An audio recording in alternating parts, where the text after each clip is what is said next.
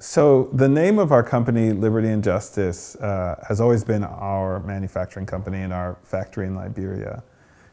And Liberty comes from, of course, my last name, which the story originates, 6 generations ago with a free African-American man in Southampton, Virginia, when after being born enslaved was given his freedom in the deed, he did not want to take the name Jones, which was the name of the person freeing him, and decided that he would take the last name Liberty. That free man then lived in Southampton, Virginia until he was 73, and because the Nat Turner slave revolt happened there in Southampton, Virginia, he decided to pick up 3 generations of his family and move them back to Africa, to this new colony that was going to be built called Liberia.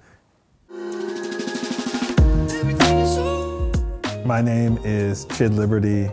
I am from Liberia and Brooklyn, and I'm CEO of Liberty and Justice and Made in Africa.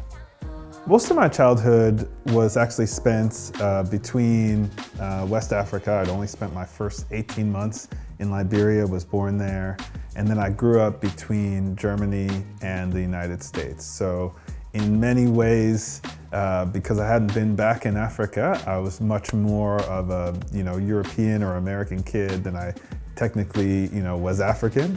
Our company, Liberty and Justice, is now launching as a brand, and soon you'll be able to get Liberty and Justice apparel throughout, I think, the continent and in the United States and in Europe and Asia. We wanted to build something like the African LVMH or the African Caring Group, a home for brands with a permanent source of capital.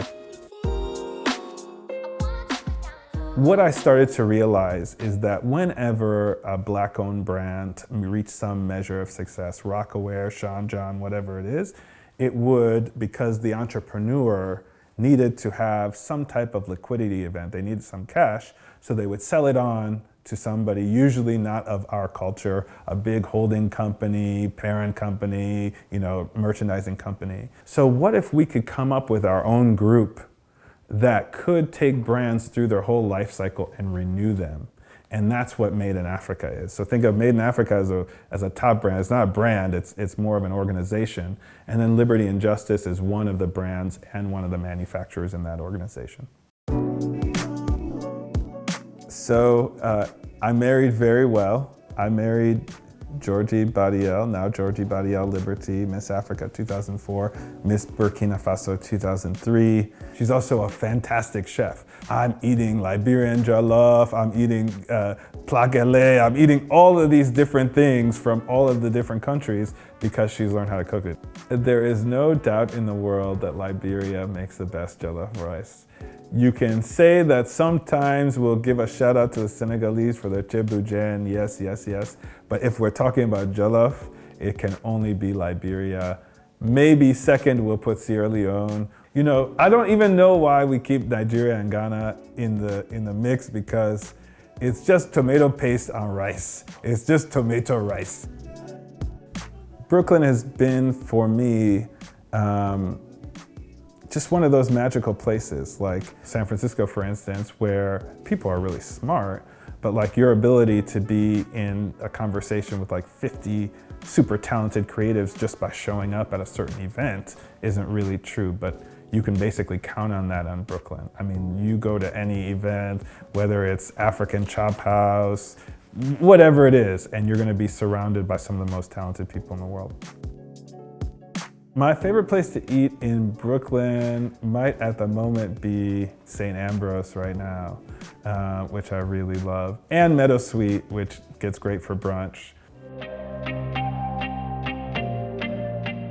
The next 5 years, to me, are really about continuing to build a bridge between Africa and the rest of the world.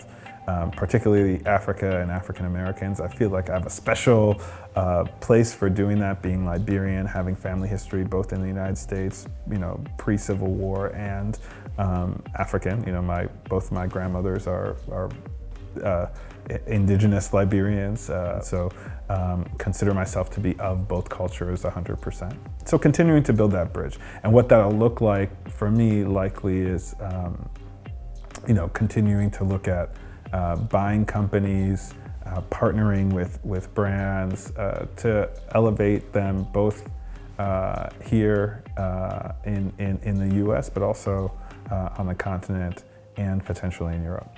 I think being a third culture kid and growing up in 3 continents and living in 3 continents by the time I was 6 absolutely shaped almost every part of both my personality and my work today. If I really think about it, all of my work sort of stems out of Africa, Europe, and the US, which is exactly where I've grown up and I think really understand the cultures.